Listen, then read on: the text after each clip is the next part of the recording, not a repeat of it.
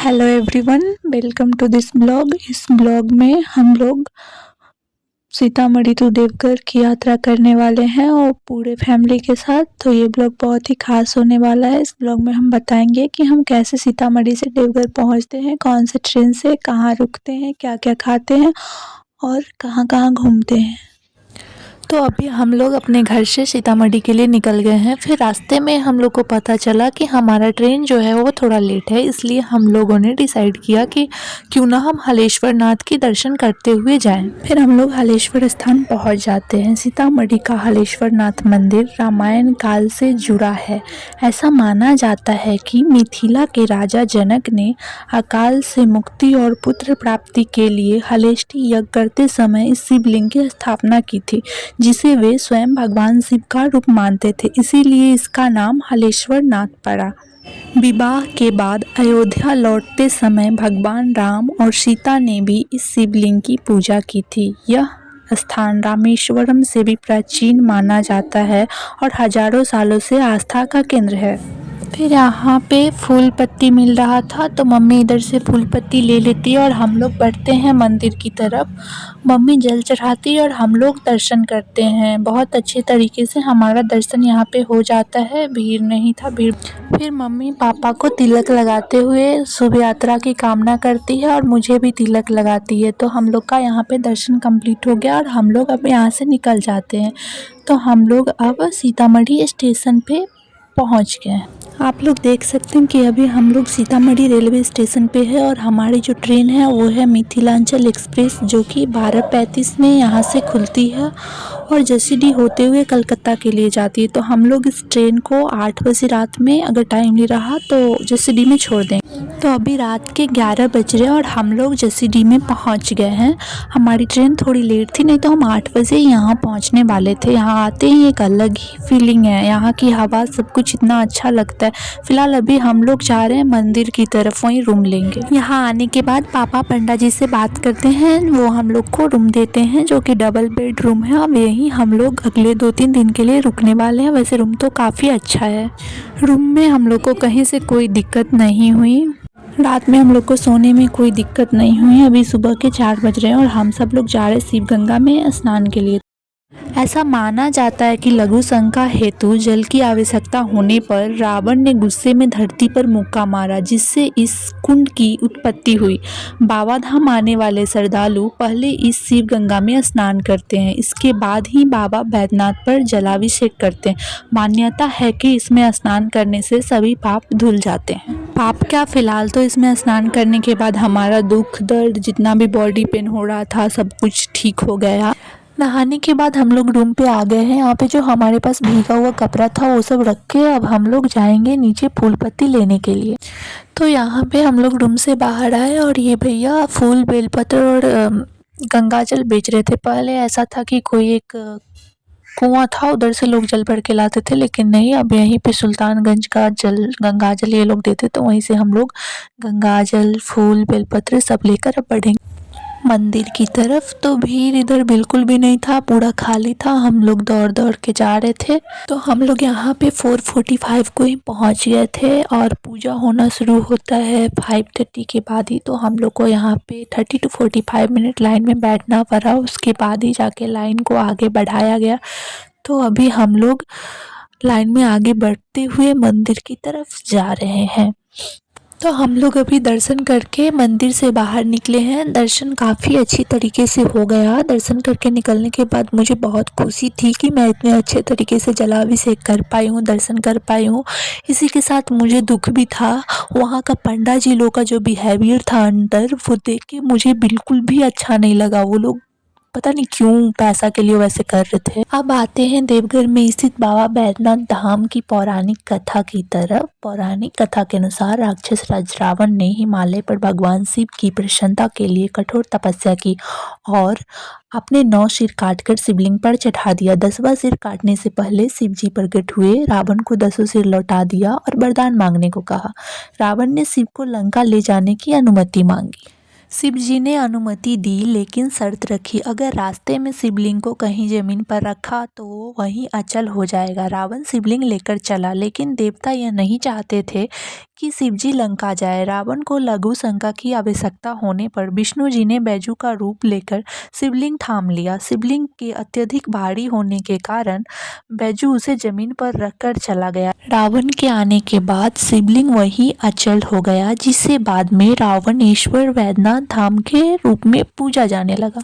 देवघर का मंदिर विश्व का इकलौता मंदिर है जहां शिव और शक्ति का मिलन स्थल है, इसीलिए इसे कामना लिंग भी कहते हैं। फिर मम्मी पापा लोग यहाँ पे कान पकड़ के क्षमा याचना कर रहे थे। क्षमा याचना पूरा होने के बाद हम लोग मंदिर से बाहर की तरफ निकलते हैं। फिर मुझे बहुत ज़ोरों से भूख लगी थी, तो मुझे लगा कि अब खाने को कुछ मिलेगा, लेकिन पापा बोलते हैं कि नहीं, पहले बासुकीनाथ जल चढ़ाने जाना पड़ेगा। तो हम लोग आकर रूम पे फिर ड्रेस चेंज करके बासुकीनाथ जाने के लिए रेडी हो जाते हैं जल्दी से। फिर हम लोग निकलते हैं बासुकीनाथ के लिए, जो कि हमारे देवघर से 48 किलोमीटर की दूरी पे स्थित है। पौराणिक मान्यताओं के अनुसार देवघर में बाबा बैद्यनाथ के दर्शन और जलाभिषेक तब तक अधूरे माने जाते हैं जब तक हम बासुकीनाथ जाकर पूजा नहीं कर लेते। श्रावणी मेलों के दौरान यहाँ लाखों की संख्या में कांवरिया सुल्तानगंज से जल लेकर पहुँचते हैं। हम लोग बासुकीनाथ पहुँच गए हैं और यह एक पोखर है जिसमें सब लोग जल भरते हैं। मम्मी पापा और मैं सब लोग यहाँ से जल भरते हैं। फिर फूल माला सब लेकर हम लोग दर्शन के लिए आगे बढ़ते हैं। पौराणिक कथाओं के अनुसार जब देवताओं और दानवों ने समुद्र मंथन किया तो नागराज बासुकी का प्रयोग रस्सी के रूप में हुआ था। मंथन के बाद थके हुए बासुकी नाग ने इसी स्थान पर भगवान शिव की घोर तपस्या की थी, जिसे प्रसन्न होकर शिवजी यहाँ विराजमान हुए और बासुकी नाग को अपने शरण में ले लिए और इस स्थान को बासुकीनाथ के नाम से जाना जाने लगा।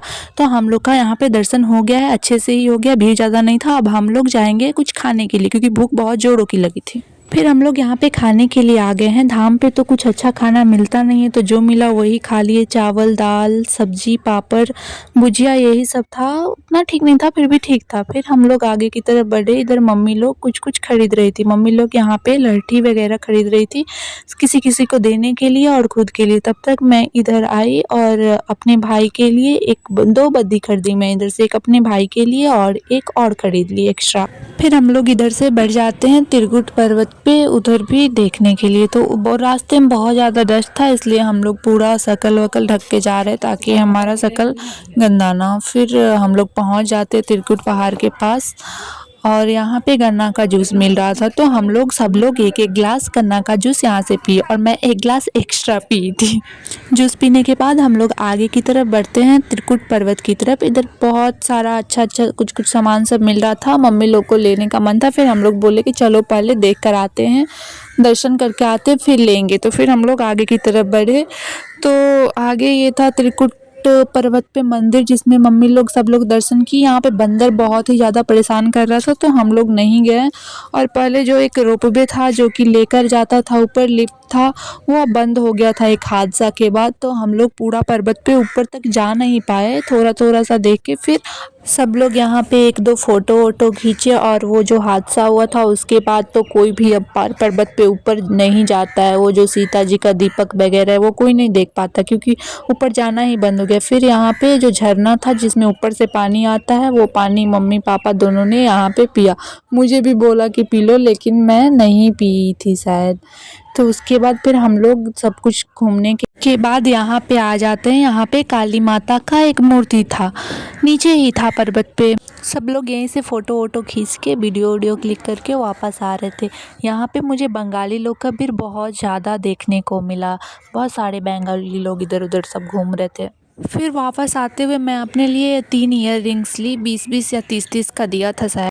त्रिकुट पर्वत से निकलकर हम लोग तपोवन की तरफ गए। तपोवन में हम लोग गए, फिर हम लोग वहाँ जाने के बाद थक गए थे, तो हम लोगों ने ज़्यादा ऊपर नहीं गया। फिर भी पापा को एक दो फ़ोटो लेना था, इसलिए पापा ऊपर की तरफ जा रहे थे, तो मैं भी पीछे पीछे जा रही थी कि उनका फ़ोटो लेना है।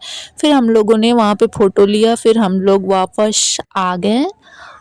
यहाँ पे बहुत सारा बड़ा बड़ा लंगूर सब था जो सबको एकदम परेशान करके ही रख दिया था। फिर हम लोग को थोड़ा सा कुछ खाने का मन हो रहा था, तो बाहर कुछ अच्छा मिल नहीं रहा था, यही भूजा वगैरह मिल रहा था। तो हम लोगों ने यहाँ से भूजा लिया और वही खाया तब तक के लिए। भूजा खाते खाते हम लोग पहुँच गए थे नौलक्खा मंदिर के पास। तो अभी हम लोग जाएंगे और देखेंगे क्या क्या है नौलक्खा मंदिर। तो अभी आप लोग देख सकते हैं कि हम नौलक्खा मंदिर में आ गए हैं। देवघर का ये प्रसिद्ध नौलक्खा मंदिर राधा कृष्ण को समर्पित है, जिसका निर्माण 1941 से 1948 के आसपास कोलकाता की रानी चिरूमाला ने करवाया था। अपने पति और बेटे के निधन के बाद रानी ने संत बालानंद की प्रेरणा से यह मंदिर बनवाया, जिसमें उस समय 9 लाख की लागत आई थी, इसलिए इसे नौलक्खा मंदिर कहा जाता है। यह मंदिर कोलकाता के बेलूर मठ से प्रेरित है। जैसा कि आप लोग देख सकते हैं, अभी हम इस मंदिर के अंदर है। हम लोग यहाँ पे फ़ोटो खींचने के लिए आए थे। बहुत सारे लोग यहाँ पे रील बनाने, फ़ोटो खींचने, ब्लॉग बनाने के लिए आए। घूमते घूमते रात हो गया तो हम लोग खाना खाने के लिए आए। खाना कुछ भी अच्छा नहीं था। मम्मी का शक्ल देख के पता चल सकता है खाना कैसा था। तो उस खाने के बाद हम लोगों ने अमरूद लिया। एक अमरूद यहाँ 70 रुपये का दिया, तो हम लोगों ने अमरूद और रसगुल्ला लेकर रूम पे आ गए। अब सो जाएंगे। नेक्स्ट डे हम लोग लेट से जगते हैं। फिर मम्मी पापा लोग शिव गंगा में नहाने के बाद हम लोग फिर से मंदिर की ओर जाते। फिर मम्मी का बहुत दिन से मन था शिव पार्वती गठबंधन करवाने का। वो बहुत दिन से आ रही थी लेकिन करवा नहीं पा रही, तो इस बार वो करवाई। शिव पार्वती गठबंधन एक रस्म है जिसमें बाबा बैद्यनाथ और माता पार्वती के मंदिर के शिखरों को लाल धागों से जोड़ा जाता है। यह रस्म वैवाहिक जीवन में प्रेम, विश्वास बढ़ाने और पति पत्नी के बीच मतभेदों को दूर करने के लिए की जाती है। यह मनोकामना पूरी होने के बाद भी किया जा सकता है। यह गठबंधन केवल धागा नहीं है, बल्कि शिव शक्ति का आशीर्वाद और एक महत्वपूर्ण रिश्ते का वादा माना जाता है। गठबंधन होने के बाद पंडित जी ने हम सब लोगों के हाथ में धागा बांधा और हमें आशीर्वाद दिया एक एक करके। अब हमारा यहाँ पे पूजा कंप्लीट हो गया है, शिव पार्वती गठबंधन कंप्लीट हो गया, सब कुछ कंप्लीट हो गया है। तो अब हम लोग जाएंगे खाने के लिए। शिव गंगा के पास एक होटल था, उसी में हम लोग जाते हैं। अभी सुबह का टाइम है, इसलिए हम लोगों को ब्रेकफास्ट में मिलता है आलू की पराठा, सब्जी, अचार और भुजिया। उतना अच्छा नहीं था, फिर भी ठीक था। वो करने के बाद फिर मैं 2 रसगुल्ला खाती हूँ। उसके बाद आती है प्रसाद खरीदने की बारी। गांव में सबको प्रसाद बांटना होता है, इसलिए हम लोग गए एक पेड़ा की दुकान पे। तो यहाँ पे हम लोगों ने दाम वाम पूछा, 2-3 तरीके का पेड़ा दिखाया। फिर हम लोगों ने पैक करवा लिया और अब हम यहाँ से रूम के लिए निकले। रास्ते में मम्मी कुछ कुछ खरीद रही थी, तो मैं भी अपने लिए 2 नेल पेंट खरीदा।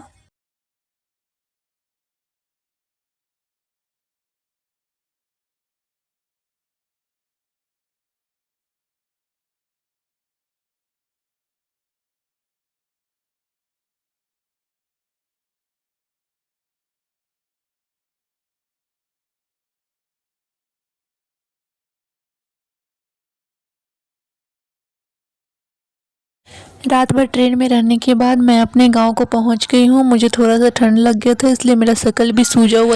आज के लिए इतना ही गाइस। इस ब्लॉग में आपको देखने को मिला कि हम कैसे सीतामढ़ी से देवघर जाते हैं, कहां कहां घूमते हैं। अगर ये ब्लॉग आपको अच्छा लगा हो तो वीडियो को लाइक करें, चैनल को सब्सक्राइब करें और शेयर करना ना भूलें और कमेंट जरूर करें।